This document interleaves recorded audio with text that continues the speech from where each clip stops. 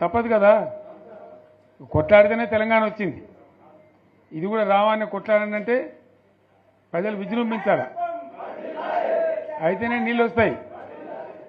Sangameshwara lift రావాల్సిందే, Basaveshwara lift రావాల్సిందే. ఖచ్చితంగా రెండు తాలూకాలకు కూడా 1,50,000 ఎకరాలకు నీళ్ళు వస్తే పంటలు పండితే మనం బతుకుతాం. అంతే కదా, ఆందోళన కొడితే దానిలో సంగమేశ్వర బసవేశ్వర ఆందోళన కూడా ఉంది. సింగూరు కాక సింగూరు మీది ప్రాంతానికి వచ్చేదంతా కూడా దాదాపు 70,000-80,000 ఎకరాల ఆందోళన కూడా ఉంది. సో అంత మంచి ప్రాజెక్ట్ ఇవాళ కాంగ్రెస్ ఎందుకు ఆపింది? ఓ మినిస్టర్ ఉన్నాడా, ఆయన ఆందోళన. మరి ఆయన ఏం చేస్తున్నట్టు?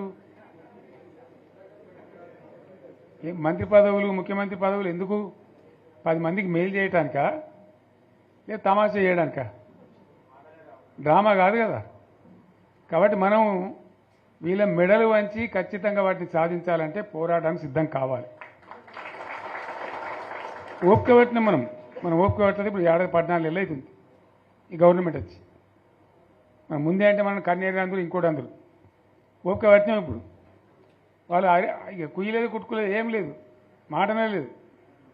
అంటే మనం కొట్లాడ చేయాలి. ప్రత్యక్ష ప్రజా పోరాటాలు లేవదీసి ఖచ్చితంగా ఈ ప్రభుత్వం మెడలు వంచి సంగమేశ్వర బసవేశ్వర సాధించాలి. అటువంటి అవసరం ఏర్పడితే పోరాటాన్ని నేను కూడా మీతో పాటు వస్తానని మనం చేస్తాను. తప్పదు. మరి మనకేం చేస్తాం? మంచి మాటకు మంచి మాట, చెడ్డ మాటకు చెడ్డ మాట, అంతే కదా.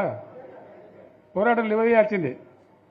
మీ ఎమ్మెల్యే మాణిక్యరావు నాయకత్వంలో, అక్కడ మాజీ ఎమ్మెల్యే భూపాలరెడ్డి నాయకత్వంలో, మీ జిల్లా నాయకుడు హరీష్ నాయకత్వంలో ఖచ్చితంగా దీని మీద పోరాటానికి మీరు బాటలు ఏర్పాటు చేయండి. మొత్తం యావత్ జిల్లా కూడా మీతో కలిసి వస్తుంది. అందరు నాయకులు వస్తారు, అందరు కూడా ఉంటారు. సంగారెడ్డి ఎమ్మెల్యే గారు కూడా మీతో పాటు ఉంటారు. అందరం కలిసి కొట్లాట తప్ప రాదు. అయితే ఈ కొట్లాట మనకు తప్పదు. ఎవలకు? బీఆర్ఎస్ వాళ్ళకు. ఎందుకంటే బీఆర్ఎస్ పుట్టిందే తెలంగాణ కోసం. తెలంగాణ సాధించడం, తెచ్చిన తెలంగాణను లైన్లో పెట్టినాం మనం. మళ్ళీ ఇప్పుడు ఈ దరిద్రులు వచ్చి మళ్ళీ నాశనం పడుతున్నారు, అంతే కదా. మళ్ళీ దీన్ని కాపాడాలంటే ఎవడు కాపాడు? మళ్ళీ మన నుంచే కావాలి. మళ్ళీ ఇది లైన్లోకి రావాలి. అందరూ మంచిగా ఉండాలి. ఎందుకంటే మన పార్టీకి కులం లేదు, మతం లేదు, జాతి లేదు.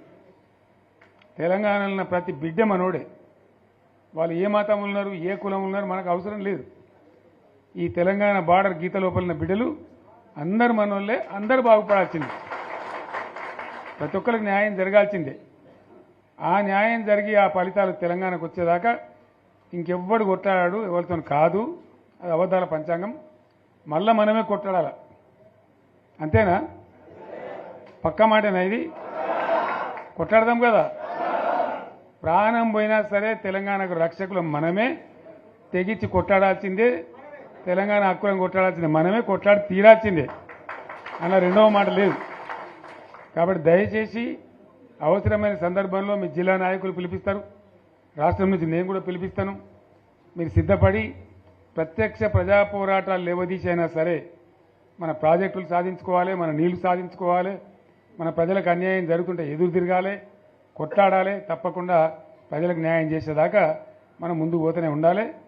తెలంగాణ కోసమే బయలుదేరిన జెండా గులాబీ జెండా. తెలంగాణను సాధించింది గులాబీ జెండా. తెలంగాణను మంచిగా చేసి లైన్లో పెట్టింది గులాబీ జెండా. భారతదేశంలో నంబర్ 1 అనేక విషయాలలో చేసి సాధించి చూపెట్టింది గులాబీ జెండా. జర్రంత మోసం జరిగింది. ఆ జర్రంత మోసానికి ఇవాళ ఓడోడిగా ఉనుక మీద రోకలనే దుంకులాడుతుండు, అంతే కదా. ఎందుకు వానికి దాని కూడా ఏమేమో మాట్లాడుతుండు. సరే, నేను గంభీరంగా మౌనంగా చూస్తున్నా. నేను కొడితే వట్టి కొట్టు నాకు అలవాట్లేదు కదా. నేను వెళ్ళినా అంటే మళ్ళీ భూకంపం పుట్టాలిగా. చూద్దాం ఎక్కడి దాకా చేస్తారో, వీళ్ళ కథ ఏందో చూద్దాము. మనోళ్ళందరూ కూడా ప్రతిపాదిస్తుంది ఏంటంటే, 1 సంవత్సరం జరిగిపోయింది. సంగమేశ్వర ఆన్నే పన్నది, బసవేశ్వర ఆన్నే పన్నది, పాలమూరు ఎత్తిపోతల పథకం ఆన్నే పన్నది, కాళేశ్వరం అట్లే ఎండబెడుతున్నారు. ఇవన్నీ అన్యాయాలని. కాబట్టి ఫిబ్రవరి నెలాఖరులో ఒక పెద్ద బహిరంగ సభ పెట్టాలి, వీళ్ళ కథ చూడాలి అనేది జరుగుతూ ఉంది. కాబట్టి మీరు కూడా పెద్ద ఎత్తున దయచేసి ఆ సభకు కదిలి రావాలి. అంత దూరమే ఉండదు. తెలంగాణ శక్తి ఏందో మరొకసారి చూపించి వీళ్ళ మెడలు వంచి ఇప్పుడు సాధించాలి. భవిష్యత్తు కోసం కూడా కొట్టాడకు మనం సిద్ధంగా ఉండాలి. ₹1,00,00,000 భూమి ఇప్పుడు 50 లక్షల కాడికి వెళ్ళాడు.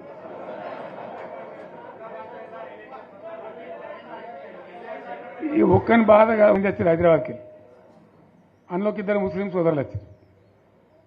साहब सोप तबाह हो गया, इफलासी मुफ्त क्या तबाह हो गया, तुम्हारे क्या हो, तुम हैदराबाद में तुम लोग हैं. मेरा कारोबार है साहब, मेरा छोटा मोटा कारोबार है, होटल भी है, 70% गिर गया. अब हर कोई पूछ रहे, हर कोई केसीआर को याद कर रहा है साहब अंటారు. వాళ్ళు మాట్లాడుతున్నారు. ఎక్కడ ప్రతి ఒక్కరు భూముల ధరలు పోయినాయి, మన్ను పోయినాయి, మశానమే అన్ని పోయినాయి.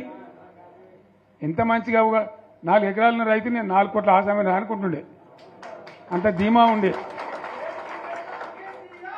ఎంత బాగుండే. హైదరాబాద్ నుంచి అడిగితే కూడా వచ్చి మనం ఇవ్వకపోదాం భూములు, డిమాండ్ పెరగానని. అంత బ్రహ్మాండంగా మారుమూల ప్రాంతంలో కూడా 40 లక్షలు 50 లక్షలు ఎకరానికి ఉండే. అటువంటిది సగానికి సగం పడిపోయి మొత్తం నాశనం చేశారు. వీళ్ళని ఇట్లే వదిలిపెడితే ఇంకింత నాశనం అవుతుంది. కాబట్టి మనం కొట్లాడాల్సిందే. నేను ఇంకొక మాట మీకు చెప్తా. ఎలక్షన్లలో నేను మస్తుగా చూసిన 50 ఏళ్లలో పార్టీలు గెలుతాయి, ఓడతాయి. ఇంత మాయలు మీ ఏడాది లోపలనే కాంగ్రెస్ పార్టీ దొరికితే కొడతాం రాని అంత కోపంలో ఒక్కటే ఏడాది లోపు. ఇంకా వాళ్ళ బొంద తెలివికి నిన్న వాని పార్టీడే మంది పెట్టాలి, అదేందో పోలింగ్ పెట్టిన వాడు చూసిరా మీరు. ఆ పోలింగ్ పెడితే 70% మనకు వచ్చింది, 30% మనకి వచ్చింది. వాడు పెట్టింది, మనం పెట్టింది కాదు. 75 ఇది పరిస్థితి. అదే నేను ఏమంటున్నా అంటే, ఫామ్ హౌస్ అంటే ఇది ఏముంటుంది, వారి ఉంటుంది, మక్కు ఉంటుంది, అల్లం ఉంటుంది. కాంగ్రెస్ వాళ్ళు అయితే మనిషి చేస్తే పారబడి తవ్వచ్చు కూడా లంగత. దీన్ని ఫామ్ హౌస్ అని మనం బదనాం చేసి అంతే కదా. నేను ఏమంటున్నా అంటే, అన్ని మబ్బులు వీడిపోయినట్టు ప్రజలకు అన్నీ తెచ్చిపోతున్నాయి.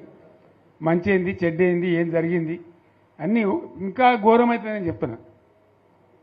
వీళ్ళ తెలివితక్కువతనానికి ఏమైంది, నిన్న మొన్న రిపోర్ట్ వచ్చింది. Comptroller and auditor general of India అని కాగ్ అంటారు దాన్ని. కాగ్ రిపోర్ట్ వచ్చింది.